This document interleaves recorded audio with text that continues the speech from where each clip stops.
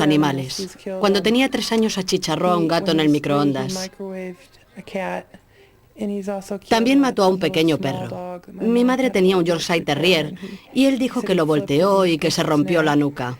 Después mató a otro gato ahogándole. Cody tiene solo 6 años, pero la psicoterapeuta Brina Satterfield teme por su futuro. Si este comportamiento continúa, cuando empiece a madurar, puede llegar a convertirse en una persona muy peligrosa.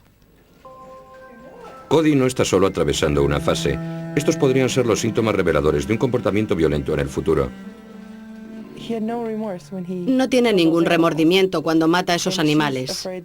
Ella teme que siga así, que continúe con ese comportamiento y comience a matar gente, porque no le preocupa. Ella teme que siga así y se convierta en un asesino de masas. ¡Telly no funciona! Hoy en día, algunos investigadores afirman que es posible identificar a niños de 4 o 5 años que son criminales en potencia. Sus cerebros funcionan de manera distinta a la de los niños normales.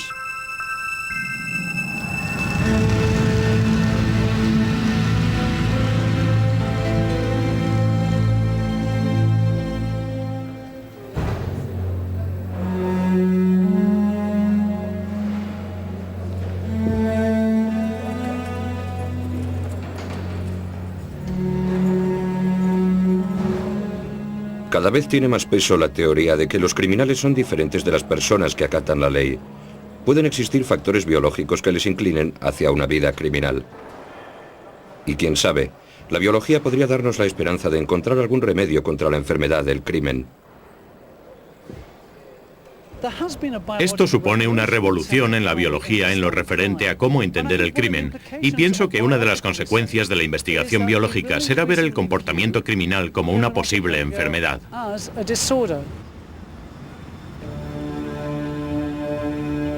La investigación para comprender las raíces del comportamiento criminal se ha centrado principalmente en las causas sociales del crimen. Pobreza y privación eran los temas clave.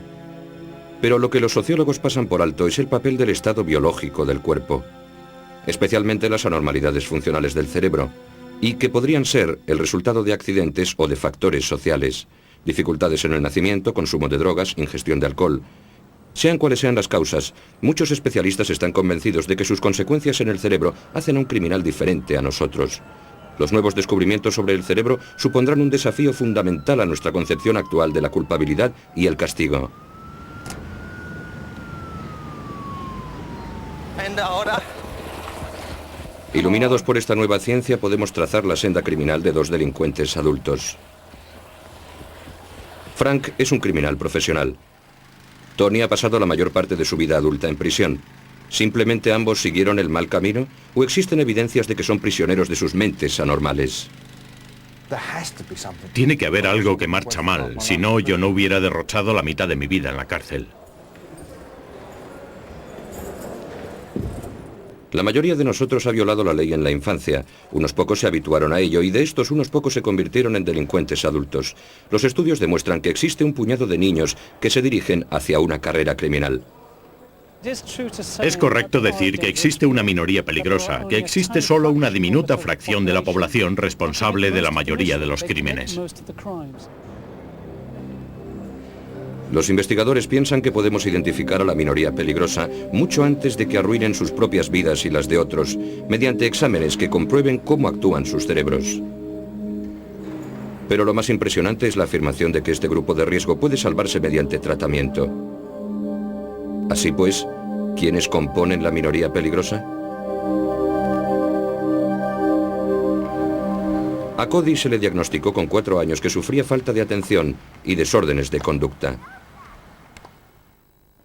Durante 20 años el equipo de investigación de Satterfield ha llevado a cabo estudios científicos escrupulosamente controlados de niños como Cody. Estos revelan una anormalidad evidente en la actividad eléctrica del cerebro. 150 niños estudiados son ahora adultos. Siento hacerte perder tiempo. Solo tengo el 4 en raya, pero estoy contenta de que juegues según las reglas. Genial, vamos a intentarlo de nuevo. Realizamos un seguimiento a largo plazo de los niños que sufren de falta de atención y que además tienen una conducta desordenada. y la mitad de ellos han sido arrestados por pequeñas fechorías tras cumplir los 18 años, incluso antes de que los cumplieran. Así que la falta de atención unida a la conducta desordenada puede predecir con fiabilidad la violación de la ley en el futuro.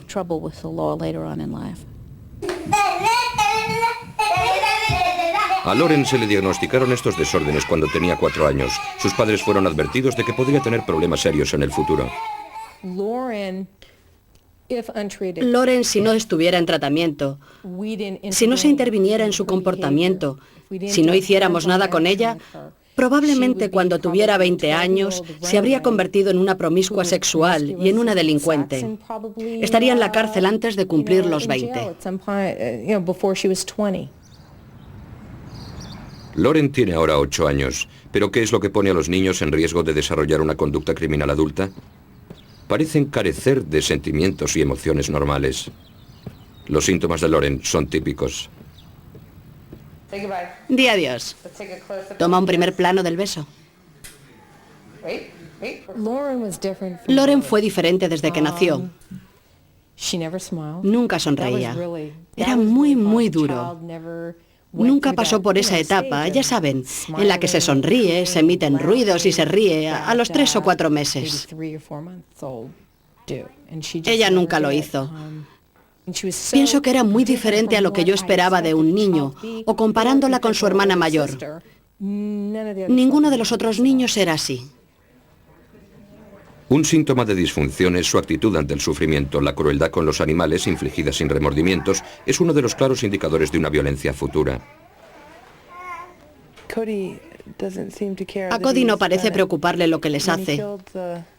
Cuando mató al perro, era el perro de mi madre, lo estábamos cuidando y fuimos al aeropuerto y gritó por la ventana: «Abuelita, he matado a tu perro, he matado a tu perro». Y en realidad él pensaba que era fantástico. Él, no sé, no tenía ninguna clase de remordimiento. Desde muy pequeño, desde una edad muy temprana, demostraba muchos comportamientos particularmente anormales. Era extremadamente agresivo con sus semejantes y con sus hermanos, hasta el punto en que su madre ha sido avisada de que debe vigilarle constantemente cuando está en casa con sus hermanos. Estoy preocupada porque puede hacer daño a sus hermanos.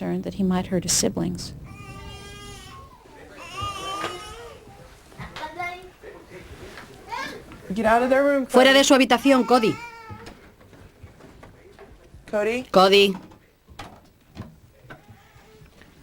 Fuera. Vete fuera. No te está permitido estar ahí. Sí, estás dentro. Fuera de aquí, por favor. No puedes entrar ahí. ¿Recuerda por qué? Golpea a sus hermanas sin ninguna razón y... si ellas hacen algo, la cosa más ligera, se pone fuera de sí. Si van a su habitación, las agarra del pelo, del brazo o de la pierna y las arrastra fuera. Ellas hacen pedorretas con la lengua y él se disgusta y se lanza por ellas y les golpea en la cara.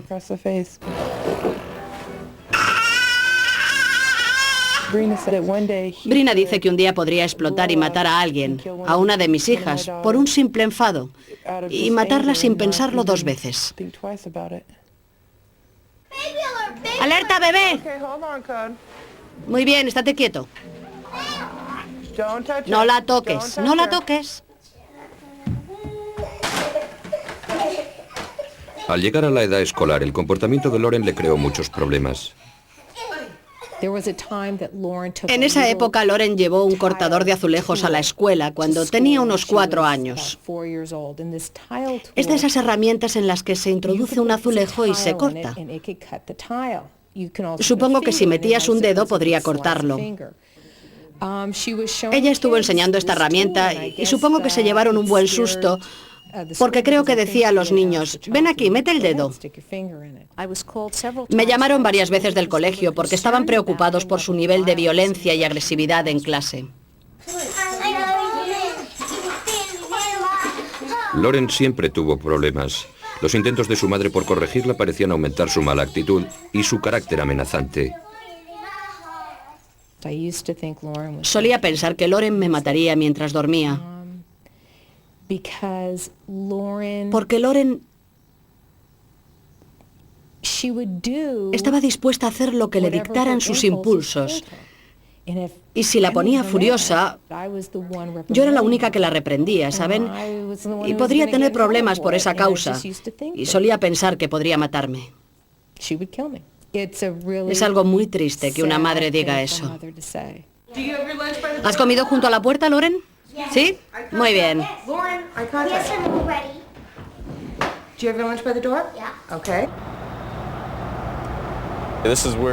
Aquí es donde crecí.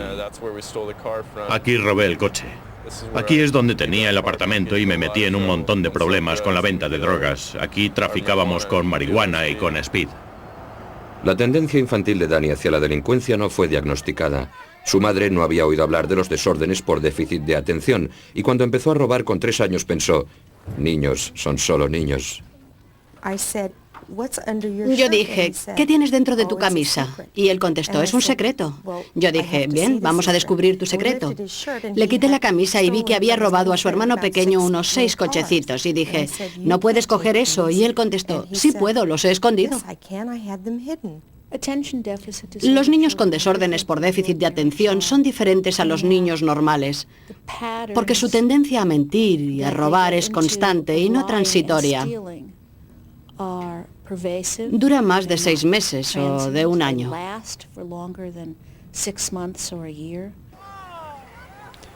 Danny proviene de una familia bien situada y estable. No tenía necesidad de robar, pero para él robar y el hábito de mentir se convirtieron en constantes y compulsivos.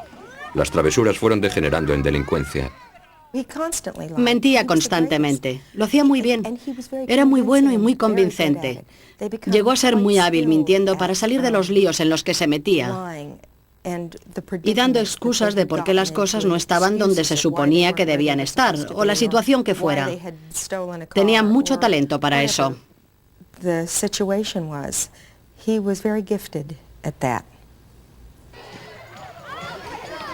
Se ha descubierto que los niños como Lauren y Cody tienen una anormalidad cerebral que los lleva hacia una vida criminal.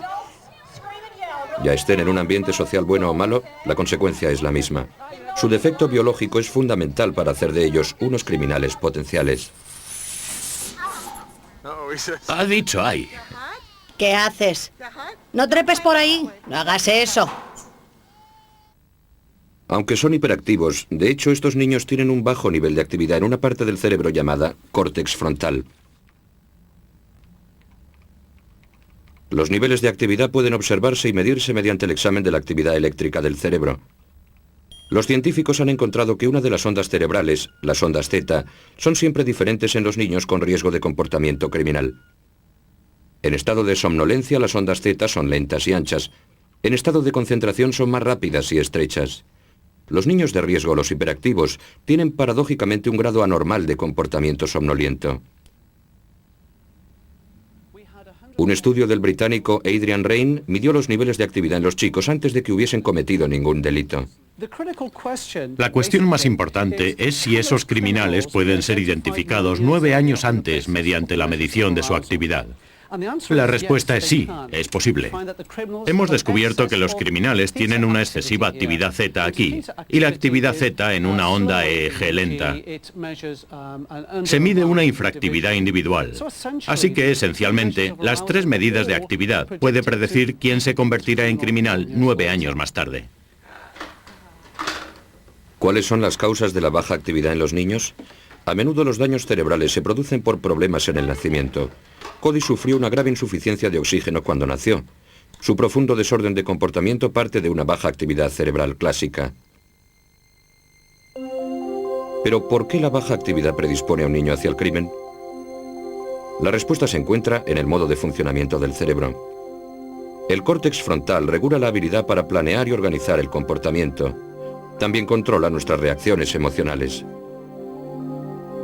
En las personas normales el córtex frontal es activado por mensajes importantes procedentes del sistema nervioso, que son analizados para después dar órdenes al sistema periférico sobre cómo debe reaccionar. Esta zona crea emociones como el amor, el enfado o el miedo. En el sistema periférico se crea el comportamiento instintivo irracional o impulsivo. Si existe baja actividad, la comunicación interna es más lenta. Así que los mensajes entrantes necesitan ser más importantes de lo normal para llegar al córtex frontal.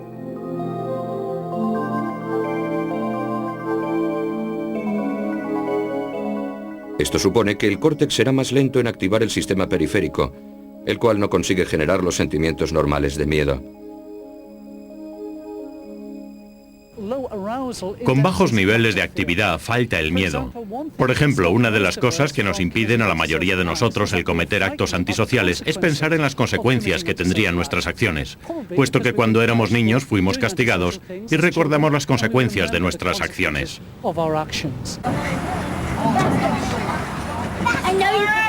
Lauren, déjalo ya.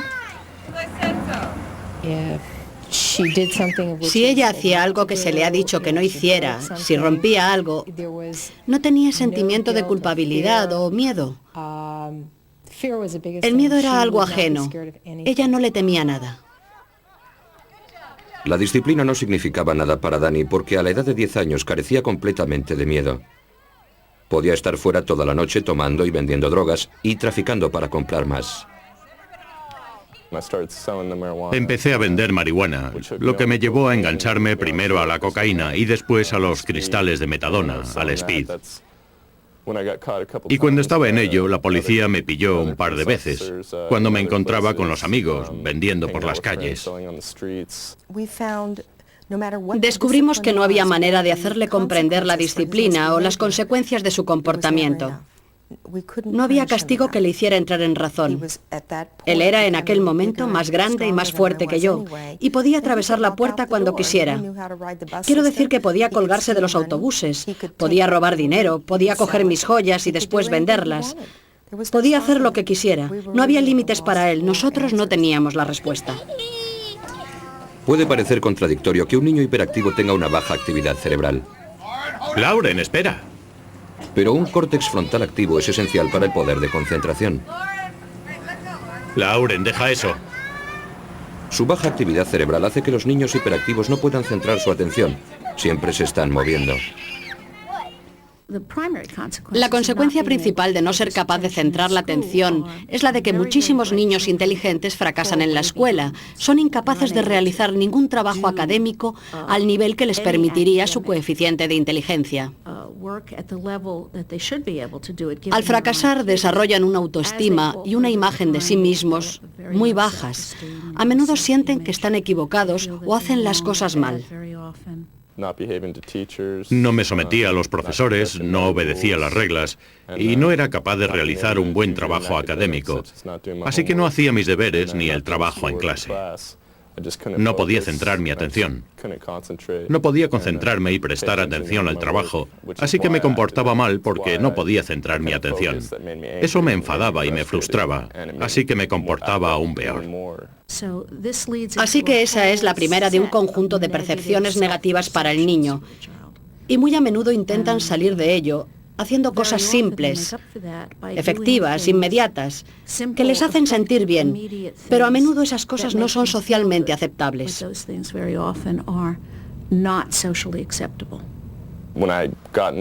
Cuando me metía en problemas me sentía mejor. Necesitaba sentirme bien, así que era un rebelde. Así que fui cometiendo más y más delitos. E incluso cuando era arrestado, eso a veces me hacía sentir mejor, porque yo sentía que me había portado mal y había hecho, ¿saben?, algunas cosas con las que me sentía mejor. Con 10 años, Dani tenía una reputación horrible. Los otros niños le temían y le evitaban. Pero existe otra razón por la que la baja actividad puede llevar a comportamientos extremos. La baja actividad conduce a la necesidad de excitarse. Esta necesidad de riesgo y aventura puede estimular una brillante carrera o conducir fulminantemente hacia el crimen. Los niños con baja actividad buscan estímulos externos para incrementar sus niveles de actividad. Para algunos adolescentes, pertenecer a una banda, robar una casa, golpear a alguien, puede ser la forma de conseguir estimular la actividad. Pensaba que era muy excitante. Era la razón principal para hacerlo. Todos los delitos que cometí fueron porque me excitaban, porque me gustaba la acción. Me gustaba tener que huir de la policía. Pensaba que yo era genial. Pensaba que eso era algo genial. Danny tenía 15 años cuando fue enviado a un centro correccional durante 18 meses. Éramos inconscientes de que su problema no era el ser simplemente una mala persona, un chico malo. No conocíamos su problema. Cody y Lauren han sido clasificados como criminales potenciales, pero ¿no merecen los niños la presunción de inocencia? ¿No se les está señalando como a delincuentes? Parece un poco arriesgado coger a un niño de, digamos, 10 años y empezar a medir su nivel de actividad y decirle, bueno, corres el riesgo de ser un futuro criminal. No me parece muy correcto. Si no lo analizamos desde niños, si no diagnosticamos desde niños, no podremos darles el tratamiento apropiado. De hecho, existe un posible tratamiento. Los pocos estudios realizados aportan la esperanza de que las diferencias cerebrales que inclinan a un niño hacia el delito puedan vencerse. La biología no nos impone un destino. Nuestros cerebros no nos conducen. Si queremos, podemos acabar con muchos crímenes acabando con el potencial criminal de nuestros hijos.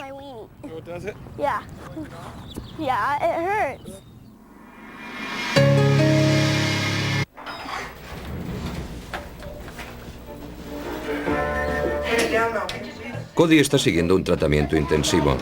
El objetivo es cambiar su comportamiento. El precio es librarle de su propio potencial criminal. Si tú le ayudas vigilándolo todos los días... El método de Brina Satterfield es controvertido. No tiene reparo sobre el uso de la ciencia para diagnosticar niños con riesgos. El primer paso en un proceso de 2 años es convencer a los padres de que sus hijos tienen desórdenes en el cerebro y necesitan más ayuda que castigos. Recuerda que los niños con desórdenes de déficit de atención no tienen un buen sentido del tiempo. Ya sea una semana, un mes o 5 minutos, no tienen un buen concepto interno de lo que eso significa. Es difícil mirarle y no decir nada. Solo se está portando mal. Está haciendo esto a propósito y se da cuenta de que hace algo incorrecto y es realmente duro. Porque consigue volverte loca y no es culpa suya. Hay algo en su cerebro que no va bien. Brina lo explica así. El cerebro tiene unos transmisores y cuando las señales de esos transmisores no se reciben, existe un desorden. Sus robos no son sus robos, sino una parte de su desorden. Esto lo hace más fácil de comprender. El siguiente paso es enseñar a los padres cómo arreglárselas con ese niño aparentemente infernal. Uno de los problemas inmediatos es que los padres reaccionan muy bruscamente ante el comportamiento de los niños y los regañan constantemente, lo que desarrolla un estado de continuo enojo.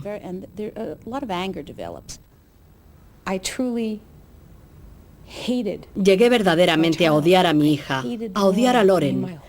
Quiero decir que toda mi vida giraba en torno a esa niña. Quiero decir que yo era culpable de odiar a mi hija, mi propia hija. Brina me hizo comprender que eso era un gran obstáculo. No gritaríamos a un niño retrasado, no pegaríamos a un niño retrasado. Tienes que comprender que son incapaces de controlar su comportamiento, son incapaces de hacerlo.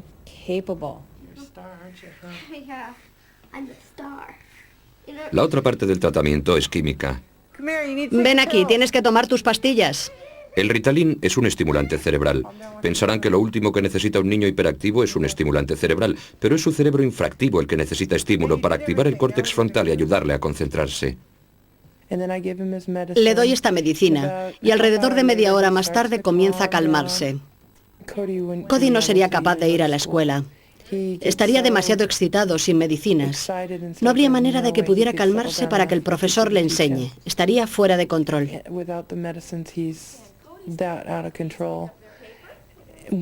Con la medicación y con todo lo que hacemos con él, está lo suficientemente tranquilo para ir al colegio. Consigue buenas notas y no tiene demasiados problemas.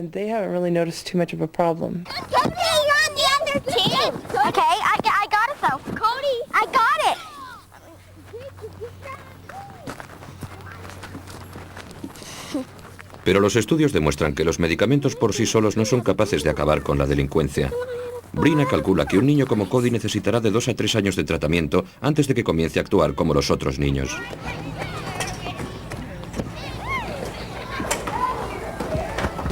¡Quiero darle yo! Bien, porque quiero.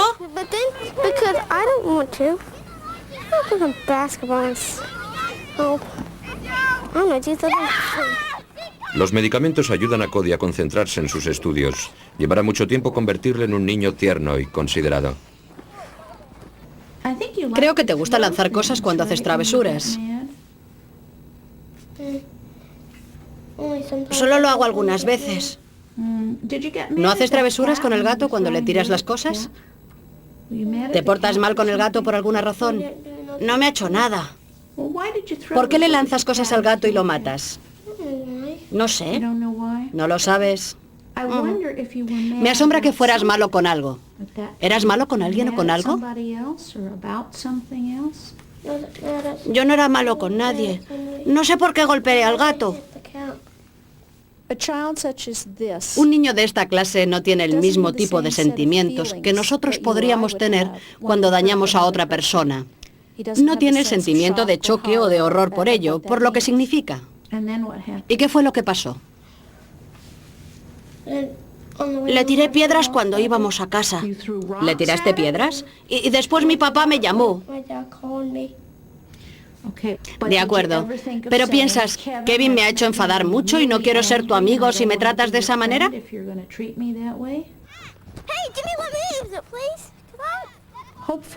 Ilusión, tratamiento, todo le ayudará a comprender cómo se sienten los otros cuando los herimos. Buen comportamiento en la sala de estar. Toma tus fichas. ¿Cuántas consigues por comerte el desayuno? El soborno sofisticado es una fase más avanzada del tratamiento intensivo de Cody. Los padres han solicitado crear un sistema de recompensas. ¿Cuántas fichas conseguías? Ven aquí.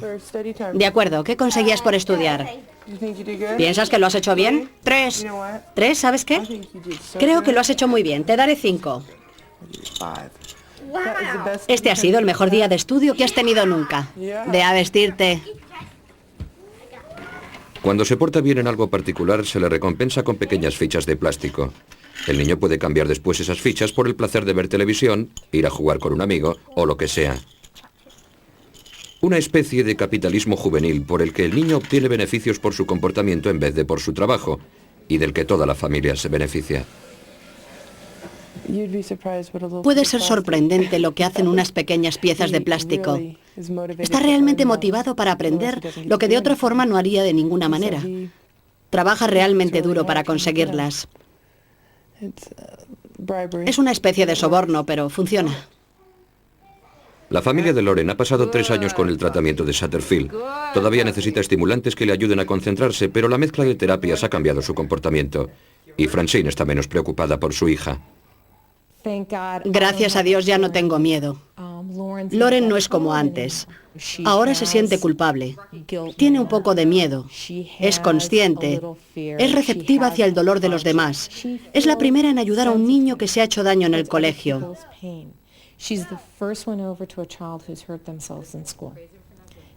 Ya no es la niña que era con 5 años, que no se preocupaba por nada ni por nadie.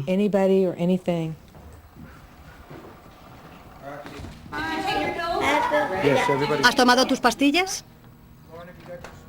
Las anormalidades cerebrales pueden presentarse tanto en la clase baja como en la alta.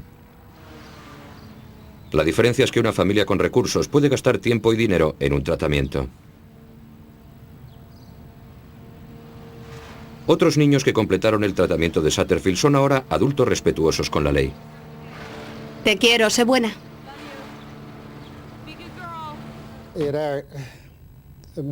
En nuestro estudio de intervención multidisciplinar, encontramos que podría reducirse un 50% de las detenciones por delitos y que esto cubriría los costes del tratamiento.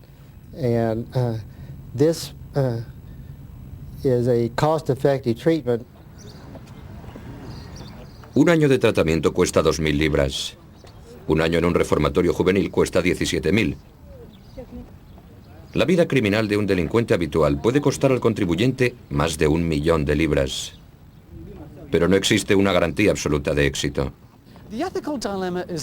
El dilema ético consiste en qué hacer como padre. Arriesgarse a hacer que el hijo siga un programa de tratamiento y a que se le etiquete como un futuro delincuente violento cuando todavía no ha cometido crimen. Esta es una de las caras de la moneda.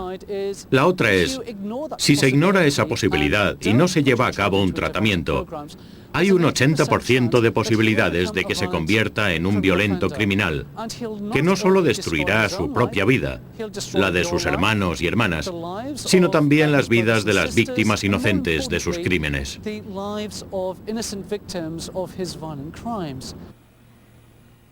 Danny es demasiado mayor para seguir el tratamiento de Satterfield, pero es demasiado tarde para corregir lo que la biología ha estropeado. Después de ser puesto en libertad, los padres de Danny, en su desesperación, intentaron un nuevo método para corregir el comportamiento anormal de su cerebro. Se llama bioreacción. Mi comportamiento había sido tan malo que no pensamos que podría cambiar y que podríamos hacer algo para que cambiara. Y cuando empecé, quiero decir que solo lo intentamos para ver si podría ayudarme. La primera fase fue evaluar clínicamente si Danny tenía la anormalidad clásica en su comportamiento cerebral. La evaluación del EEG demostró una importante actividad Z, lo que significa baja actividad. Y la baja actividad lleva a desórdenes de conducta. Tenía importantes desórdenes de conducta, como consumo y venta de drogas, robo de coches, amenazas a la familia, a veces incluso violencia con la familia.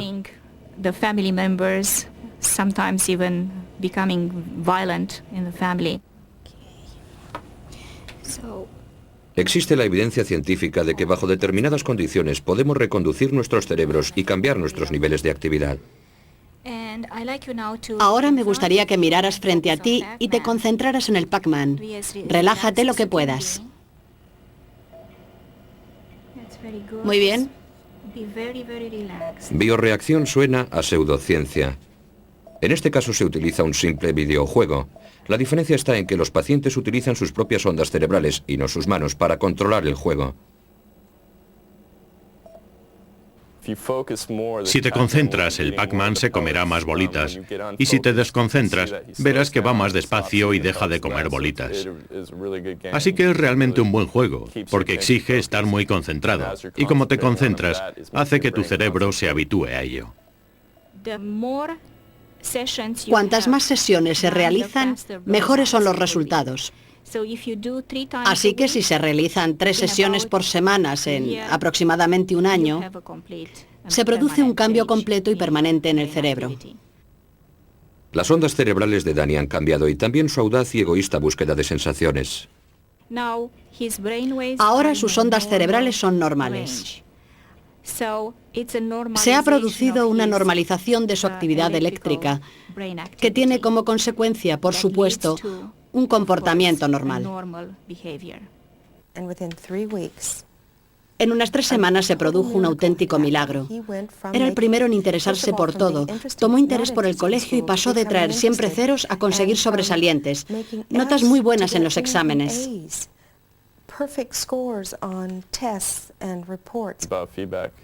La bioreacción ha sido un milagro. Ha sido algo asombroso, porque ahora puedo concentrarme y he dejado las drogas y estoy sobrio. Tras las 30 sesiones me siento mejor y mi concentración ha aumentado. Es casi como tomar una pastilla que te cura para el resto de tu vida.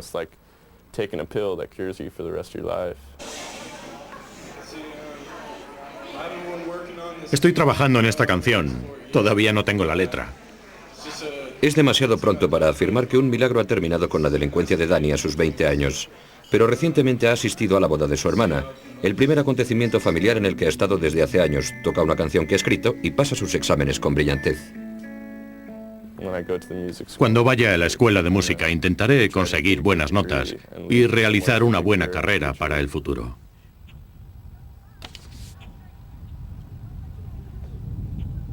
No ha habido una evaluación sistemática de la bioreacción. Sin embargo, el Centro Correccional de Texas, duro con el crimen y blando con las causas que lo producen, está probando el sistema.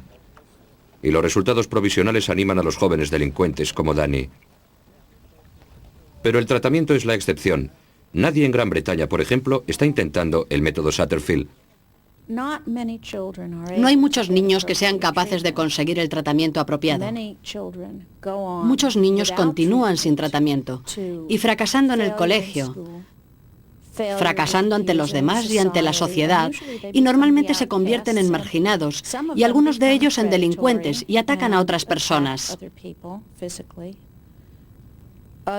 Otros simplemente se automarginan y abandonan el colegio y no hacen nada útil en sus vidas. Y es entre ellos, los delincuentes habituales que pasan sus vidas en la cárcel, donde encontramos más evidencias del lazo entre la anormalidad cerebral y el crimen. ¿Podría un tratamiento temprano ayudarles a escapar de la prisión de sus mentes criminales?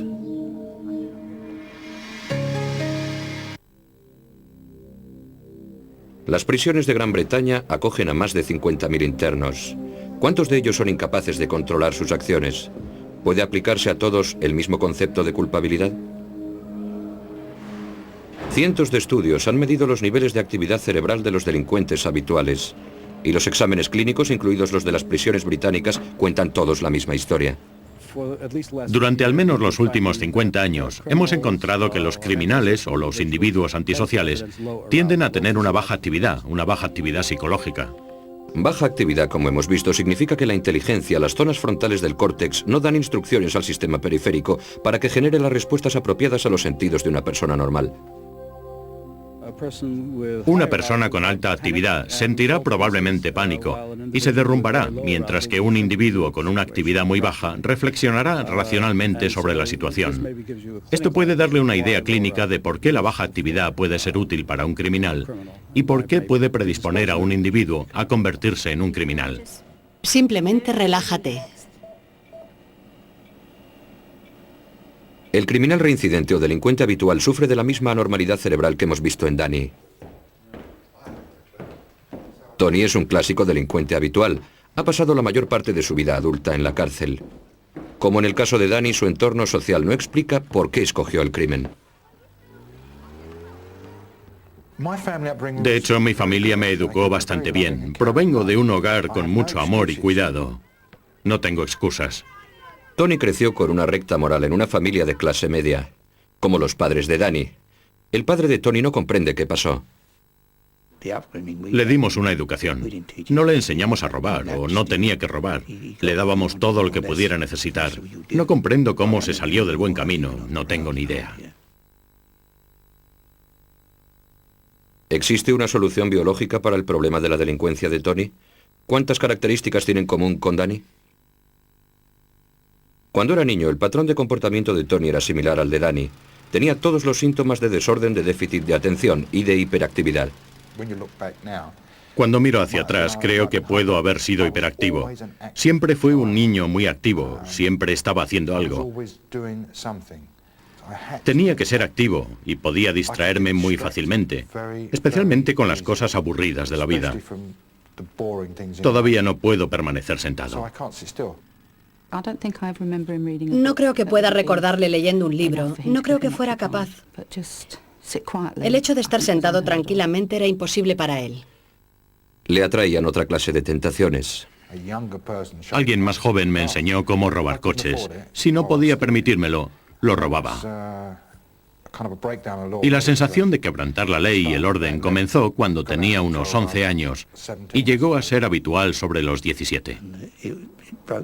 Me destrozó el corazón cuando lo vi por primera vez en la cárcel. Pensé que su madre había muerto por su culpa.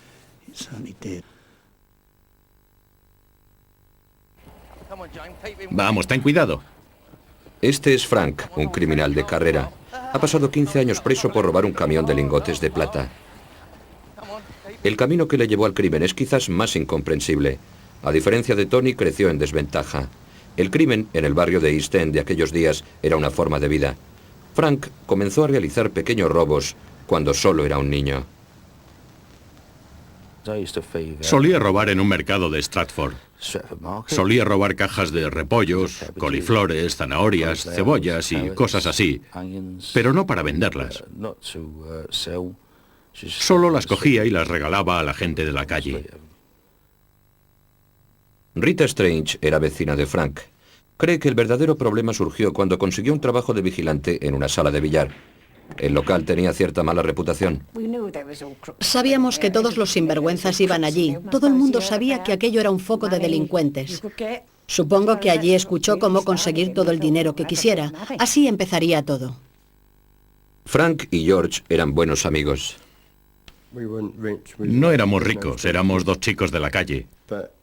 Pero si ves a alguien conseguir mucho dinero, lo haga como lo haga, ya sea con buenos o malos medios, a veces piensas, yo quiero un trozo de ese pastel. Y creo que fue eso lo que le pasó a Frankie. Pero George resistió la tentación y se alistó en la marina.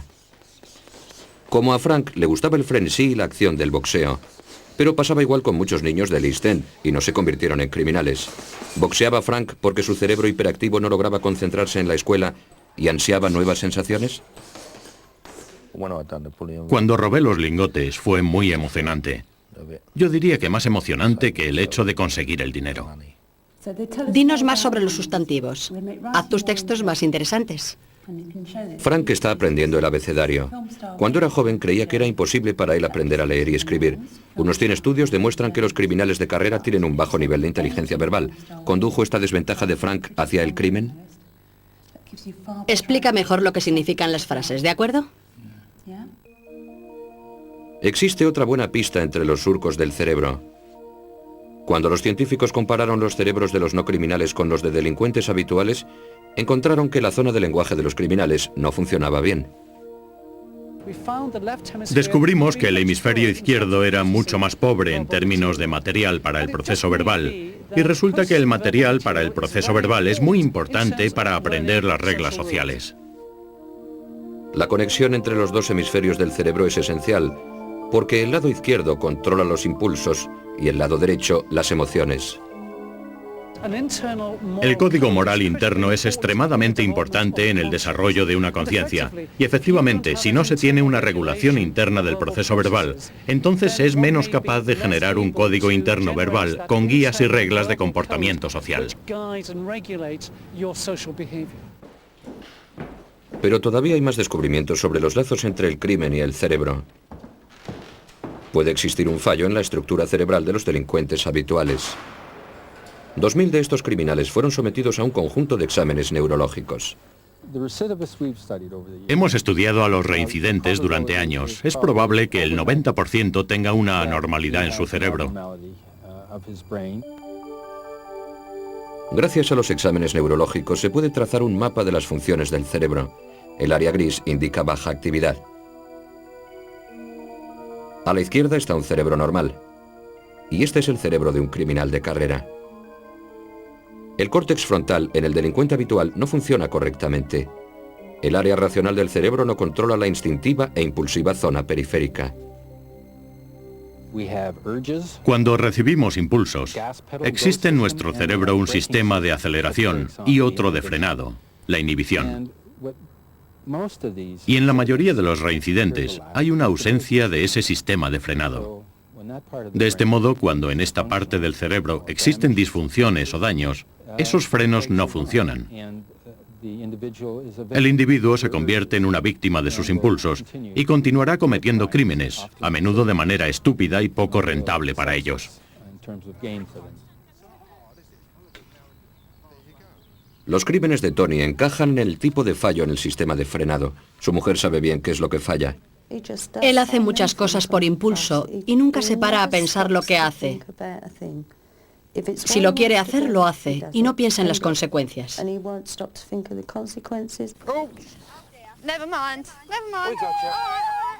Tony y su mujer, casados desde hace 20 años, solo han estado juntos 3.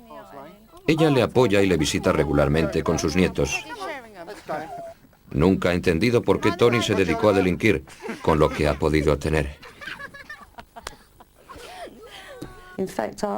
De hecho, podría decir que yo era un poco vulnerable, porque siempre prometía no hacerlo y siempre lo hacía.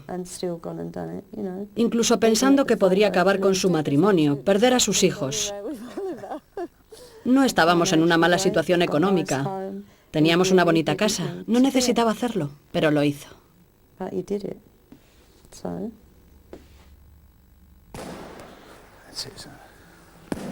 Tony y Frank encajan en los nuevos patrones de cerebros criminales descubiertos por las últimas investigaciones. Los juegos bruscos de la infancia, los inevitables accidentes de la juventud pueden dañar el cerebro. Otro lastre de desventaja a añadir junto al social y económico en el camino hacia el crimen. Se necesita una combinación de factores para convertirse en un criminal. Es un poco como el póker. No sirve para nada tener un 10, una jota, una reina y un rey si no tienes el as. Y todos ellos son igualmente importantes, porque si te falta uno, no puedes establecer una analogía en tu comportamiento criminal. ¿Son pues víctimas de sus cerebros, prisioneros de su biología? ¿Son culpables? Se podría decir que son víctimas de una disfunción cerebral y no tienen el mismo control que el resto de las personas.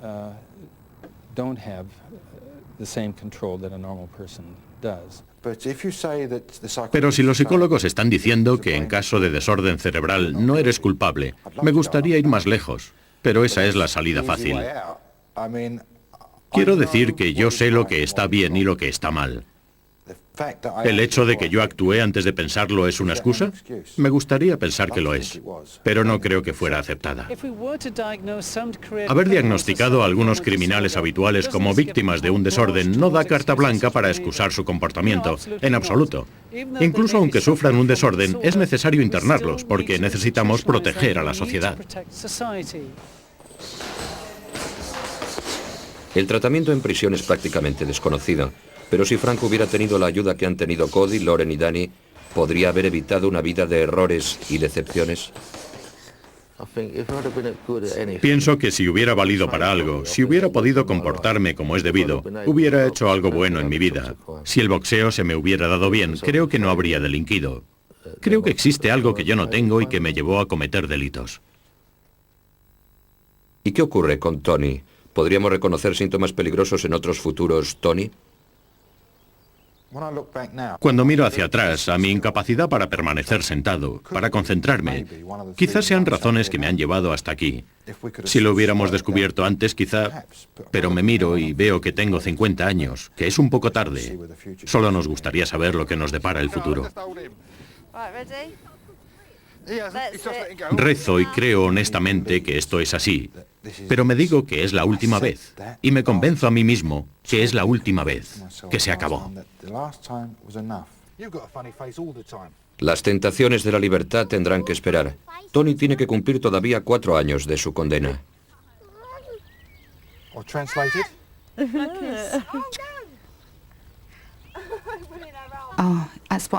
Por eso pienso que es tan triste. Él es tan bueno. Sé que es mi hermano y que quizás soy algo parcial, pero él es una buena persona que ha malgastado su vida. Es muy triste. No tengo experiencia con los bebés.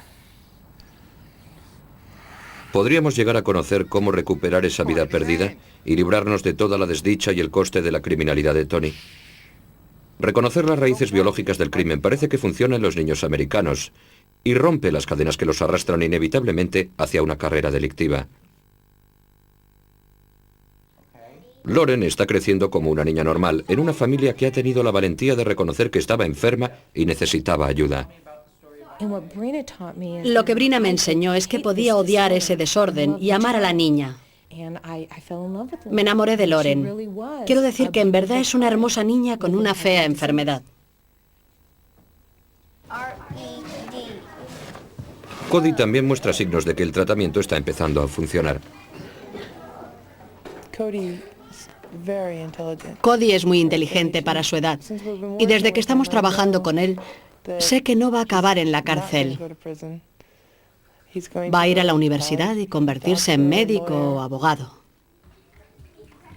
No se gasta ni una milésima parte del coste de la justicia criminal en intentar nuevos métodos como incrementar los niveles de actividad cerebral en los criminales adultos.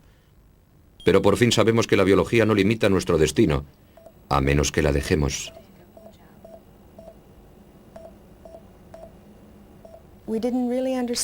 En realidad no podemos comprenderlo. Solo vemos los resultados, que son asombrosos, sorprendentes. No sé si podría haber vivido sin ello. Es lo que siento. Y yo era muy escéptica al principio y, gracias a Dios, Tuvimos una oportunidad y la aprovechó.